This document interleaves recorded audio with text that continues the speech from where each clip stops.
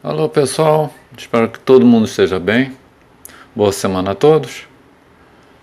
Vamos para o resumo da semana de 1º de agosto a 7 de agosto de 2021 do Diário dos Beatles. A semana bombando, né? Que o lançamento da edição de 50 anos ao Figma Pass. Dá para se ver nas redes sociais as pessoas curtindo bastante a caixa, né, os formatos, o pessoal curtindo bastante. A família de George Harrison caprichou bastante nessa caixa, na parte gráfica, né? Bem, e uma semana também que marca mais um aniversário de um acontecimento bem famoso, né? Primeiro post, 50 anos do concerto para Bangladesh. 50 anos atrás, em 1º de agosto de 1971, o mundo da música desceu ao Madison Square Garden para um evento como nenhum outro. Foi o primeiro grande concerto de caridade desse tipo, o Concerto para Bangladesh. Naquele canto do sul da Ásia, a guerra civil, ciclones e inundações criaram um desastre humanitário.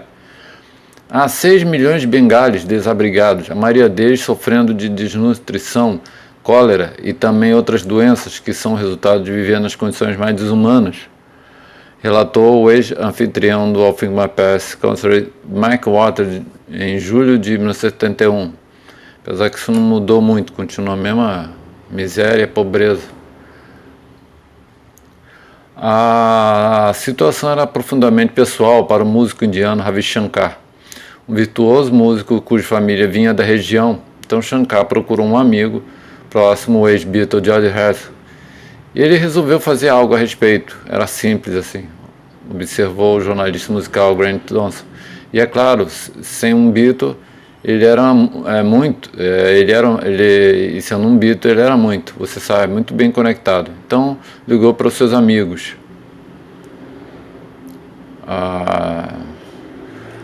Ravi Shankar estava em Los Angeles na época e acompanhou a notícia com desespero. Ele queria causar um impacto direto e teve a ideia de fazer um show para arrecadar dinheiro. Ele não precisava levantar muito, talvez 25 mil, mas pelo menos era alguma coisa. Quando Harrison voou para Los Angeles naquele junho para trabalhar na trilha sonora de Raga, o documentário de Howard Ward sobre Shankar, Ravi pediu ajuda ao amigo. Talvez se Harrison fizesse um anúncio ou apoiasse o show, sugeriu Shankar, isso criaria buzz, um boom, né, suficiente para atingir a meta de arrecadação de fundos.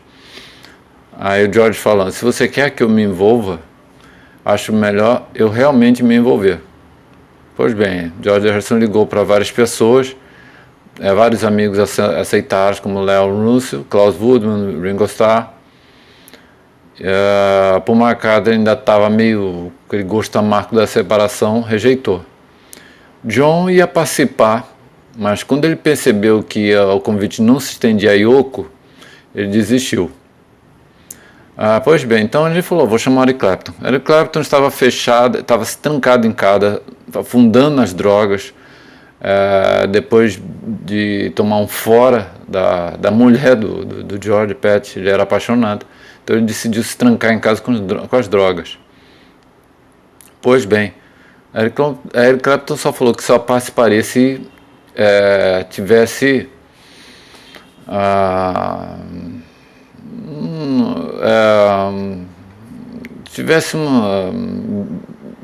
bastante para ele, né, se dopar, né, se drogar. E é o que ele, né, chegou lá no hotel, é o que ele encontrou, né. Pois bem, Bob Dylan não se apresentava para uma plateia há 2 anos. Ele mal havia feito aparições públicas desde um misterioso acidente de motocicleta em 1966. Então não era provável que ele saísse de reclusão para se apresentar no maior palco do mundo. Mas ele é imensamente popular e Harrison sabia que ele injetaria um combustível de foguete no show. Para sua surpresa, Dylan disse que sim.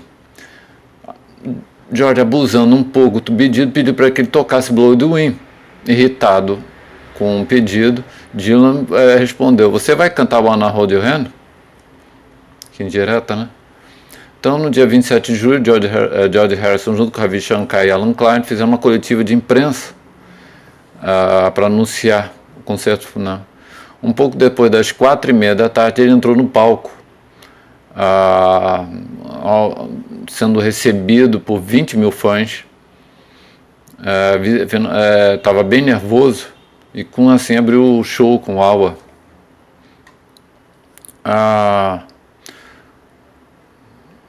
O que eles acabaram fazendo foi a arrecadação foi para a Unicef. Só naquele fim de semana arrecadaram cerca de $240 mil, de muito dinheiro para a época. Outros milhões vieram depois como resultado do álbum e filmes subsequentes, todos com o objetivo de ajudar os refugiados. Outra postagem, eu gosto sempre de contar a história da banda, do que aconteceu nas gravações, data, como é que foi e tal de cada gravação. Então é muito bom contar a história, né, da história da banda, né, alguns detalhes da banda. Outra postagem é essa: a gravação do terceiro single dos Beatles em 1963. Embora o álbum Please Please Me ainda não tinha sido lançado, os Beatles voltaram a MI Studio mais uma vez para gravar seu terceiro single, que seria From Me to You. George Martin e Brian Epstein haviam concebido um plano pelo qual os Beatles iriam gravar e lançar 4 novos singles de 2 álbuns por ano. Felizmente, os Beatles haviam escrito From Me to You apenas 5 dias antes, em 28 de fevereiro de 63, enquanto estava em turnê com Ellen Shapiro. Havia 2 sessões no dia 5 de março de 1963, uma às 2h30 da tarde e outra às 5h30, e a terceira às 7h10 da noite. A primeira parte viu a fita nos 2 lados do single, com From Me to You e seu lado B, Thank You Girl. Os Beatles tocaram as canções ao vivo no estúdio. From Me to You foi gravado em 7 takes, seguidos por 6 pedaços curtos de edição, de gaita, guitarra solo e introdução, a serem cortados em melhor take numa fase posterior. Esses pedaços foram numerados de take edições 8 até 13. O lado B, nesse momento, tinha um título provisório de Thank You Little Girl. Os Beatles gravaram a música em 6 takes, com 7 pedaços novos para editar, que foram sendo gravados. A versão final foi uma combinação do take 6 e 13. Os Beatles queriam gravar mais 2 composições originais durante a sessão da noite. Uma delas foi Off the 909, uma das primeiras músicas compostas por Lennon e McCartney, bem no começo mesmo, 60 por aí. E What's Going On, né? No final eles só tiveram tempo suficiente para uma, e assim gravaram 4 takes básicos de Off the 909. Acrescido de um curto pedaço de edição que começou com 8 médio e continuou até o final da canção. Apenas um dos takes estava completo e não foi considerado suficiente para lançá-lo no momento. Os Beatles voltaram a gravar a música durante as sessões de Let It Be no EC69, e uma versão composta das gravações de 63 acabou por ser lançada no Project Anthology Volume 1, lançado em 95. O áudio dessas sessões está lá nessa postagem. A outra postagem, semana passada, mais um sucesso alcançado pelo Paul McCartney. O álbum McCartney 3, Imagine, é número 1 na Billboard. O álbum, né, é um quebrador de recorde do disco, né, McCartney 3, Imagine. Foi o primeiro álbum de remix a alcançar o número 1 na parada de vendas de álbuns mais vendidos da Billboard em 10 anos. Está em número 1 em venda de álbum de rock número 1 e o vinil mais vendidos na semana também número 1. Outra postagem, mais um acontecimento interessante que eu quis colocar. O último show dos Beatles no Cavern Club, John, Paul, George e Ringo subiram ao palco do Cavern Club pela última vez em 3 de agosto de 1963, tocando para um público de 500 pessoas. O show, que foi realizado no último minuto devido a uma mudança na programação, foi inesperável, pois muitos sentiram que os Beatles haviam superado o tamanho do pequeno local. Com sucesso na época já do Please Please Me, né, e de single e tal, estava impossível para os Beatles tocarem em lugares pequenos, né, porque já não era tanta gente para assistir que eles foram aumentando, né, de lugares pequenos para salas de cinema, né, para salões, e disso para lugares maiores, arenas, estádios. Isso aí foi virando uma bola de neve, né? Eles tinham um disco número 1 no Reino Unido apenas alguns meses antes. No entanto, um mês após a gravação de She Loves, os Beatles subiram ao palco do The Cavern. Quer dizer, quando eles tocaram, She Loves ainda não tinha sido nem lançado.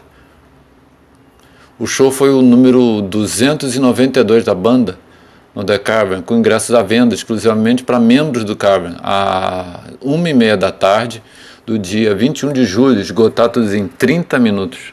De acordo com o The Beatles Story, o preço do ingresso era de pouco menos de 10 shillings, o que significava que, uma vez que o pessoal e as bandas recebessem pagamento, o clube não teria lucro naquela noite.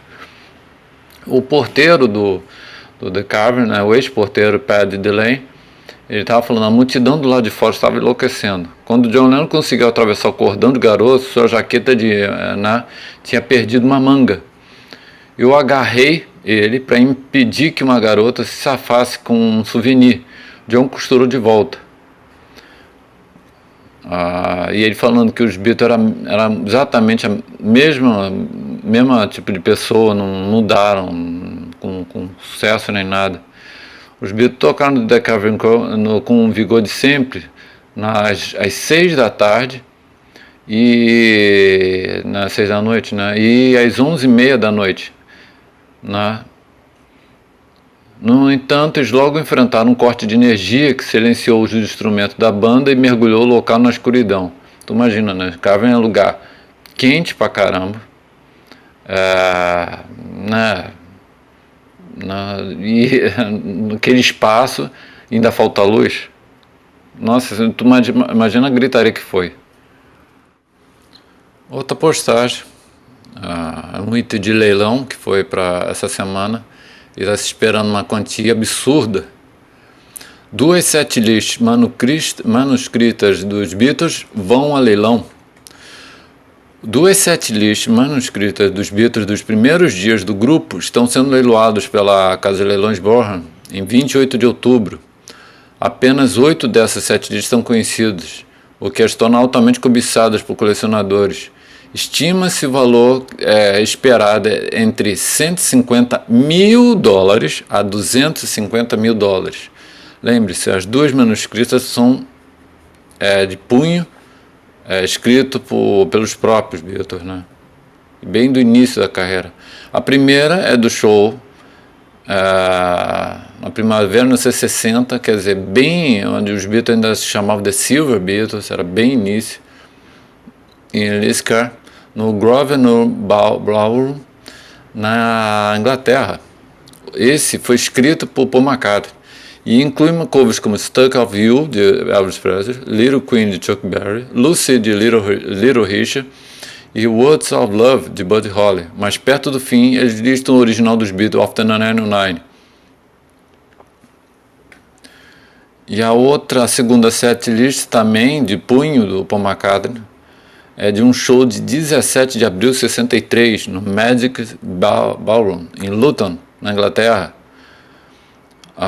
Nela está escrito, né, Love Me Do, Please Please Me, Long Tall Sally, A Shot of Rhythm and Blues, e também A Sorry Standing There, From Me to You, Thank You Girl. Essas setlistas vão a leilão pela Casa Boreham em 28 de outubro. Outra postagem, mais uma obra dos Beatles fazendo aniversário na semana. O álbum Revolver completa 55 anos. Lá no blog eu botei em 3 partes, parte 1, parte 2 e a parte final. Você aqui de forma mais resumida, da minha opinião, é um excelente álbum. Prefiro mais o Revolver do que o Sgt. Pepper. Pois bem, Revolver é o 7º álbum de estúdio dos Beatles, lançado em 5 de agosto de 1966 no Reino Unido pela Parlophone e produzido por George Martin. Muitas das faixas do Revolver são marcadas por um som de guitarra bem mais pesadas, em contraste com seu LP anterior, Rubber Soul. Na Grã-Bretanha, as 14 faixas do Revolver foram lançadas pelas rádios no mês de julho de 1966, construiu a antecipação para o que seria claramente uma fase nova e radical na carreira do grupo que estava gravando. O álbum alcançou o número 1 nas paradas britânica e americana por 6-7 semanas. O álbum foi remasterizado em 9 de setembro de 2009 pela primeira vez desde seu lançamento do disco em CD em 1987. Colocado no número 3 da lista da revista Rolling Stones dos 500 melhores álbuns de todos os tempos. Os Beatles exploraram conceitos sonoros, mais surpreendentes ainda por saírem de um estúdio de 4 canais. A ideia deles que eles queriam era gravar o álbum no estúdio nos Estados Unidos, não na da EMI. Mas a gente vai chegar lá quando fala. Pois bem, o álbum tinha, antes de CB Revolver, tinha outros nomes. Seria chamado de Abracadabra. Mas como uma outra banda sugeriu, então John sugeriu Four Sides of the Tenth Triangle e Ringo sugeriu After Geography, uma zoação com o disco do Rolling Stone Aftermath. Outras sugestões foram Magical Circles e Beats on Safari e Pendulum. Com 14 faixas em 35 minutos, Revolver foi lançado nos Estados Unidos no dia 8 de agosto. A versão americana tinha apenas 11 faixas, porque as faixas I Wanna Sleepin', Dr. Robert e Are You Bird Can Sing, antecipadas pela Capitol Americana, saíram na compilação Yes and Today, lançada em 20 de junho. Então o Revolver americano é diferente. A capa foi feita pelo amigo, artista plástico alemão Klaus Woodman. Pois bem, continuando. O começo, os Beatles, depois de lançar o Rubber Soul e fazer overdubs em um estúdio para o filme para o show X-Stadium, eles estavam com a ideia de gravar o álbum, em outro lugar. Pois bem, os Beatles tinham a esperança de trabalhar em um estúdio mais moderno do que as instalações de Londres, da EMI, que acho que não tinha chegado à mesa, ou coisa assim, e tal. E assim enviou o Apstein para Memphis. Eles queriam gravar em Memphis, em março de 66, para investigar a possibilidade de gravar na Star Studio, do selo Star, mas depois abandonaram a ideia porque a quantia que eles pediram foi muito alto, Aí eles tiveram outros planos alternativos, como gravar na Atlantic Studio, em Nova York, ou nas instalações da Motown em Detroit. Mas acabaram desistindo e então voltaram mesmo a gravar na EMI. As sessões começaram no estúdio 3, que era menor, bem menor, da Abbey Road Studio, em 6 de abril de 66, onde a primeira faixa que eles começaram a trabalhar foi Not Tomorrow Never Knows.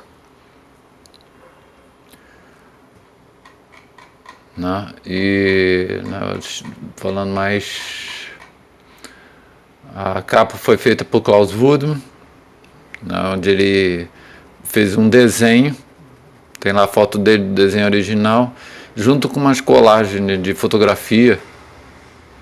E no cabelo de George Harrison você vai ver a assinatura na Klaus O.W. Woodman, no cabelo, está bem escrito assim no cabelo. Pois bem, continuando.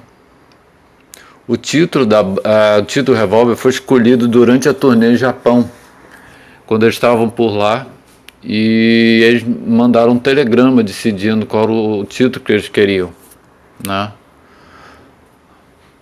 Lançamento, o revólver tinha encomendas antecipadas de 300 mil na Grã-Bretanha.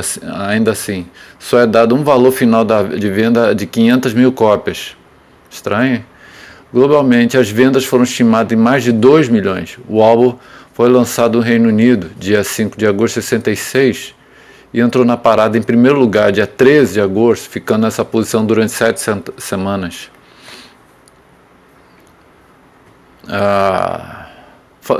Como tinha falado, tem as diferenças, né? O revólver mono e o revólver estéreo são bem diferentes. Bem diferentes. Porque eles produziam de forma mono, porque não era, naquela época a pessoa ter um aparelho de estéreo não era nada barato, né? E mais o público jovem, então eles produziam mais né, mono. Então a versão mono do revólver é bem diferente do estéreo. Vou dar de algumas faixas de exemplo. Taxman. A versão mono tem um cobel que começa durante o segundo verso. Na versão estéreo não começa até o meio do segundo refrão. Na música Wanna Sleep, o vocal principal de Lennon é o mesmo em ambos, mas na versão mono, o efeito de guitarra para trás, né, aquela fita de trás para frente, né, o efeito de guitarra, está em lugares diferentes da mixagem de estéreo. E Yellow Submarine, na versão mono, tem um acorde de guitarra de abertura que está faltando na versão estéreo. A versão mono tem John gritando, repetindo as letras de Ringo, que começa uma linha mais cedo e mais alto do que na versão estéreo. Na música Got to Get You Into My Life, vocais de Paul durante o fade out são visivelmente diferentes entre o mono e o estéreo. Isso sugeria que o vocal portanto, retirado de takes diferentes para as duas mixagens. Na faixa Tomorrow Never Knows, a versão mono tem diferentes efeitos de fita, né, que eles usavam muito nesse disco, de trás para frente, do que na versão estéreo.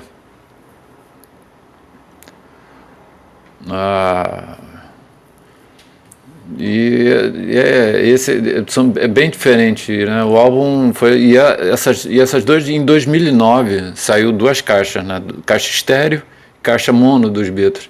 Lá tá os revólver mono e revólver estéreo, que são completamente diferentes. Bem, é isso aí, pessoal. Esse é o resumo da semana do Diário dos Beatles, de 1º a 7 de agosto de 2021.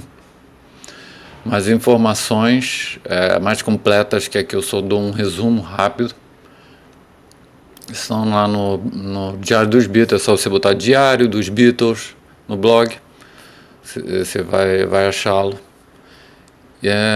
Ou no Facebook, Diário dos Beatles, você vai encontrar lá também algumas postagens e as informações. Ou no Twitter, que estão lá os links direto para cada matéria.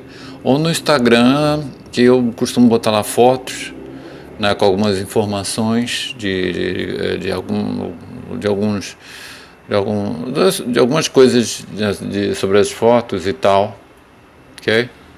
Então, espero que todos estejam bem e tenham uma boa semana. Abraço a todos e até para a próxima semana. Valeu!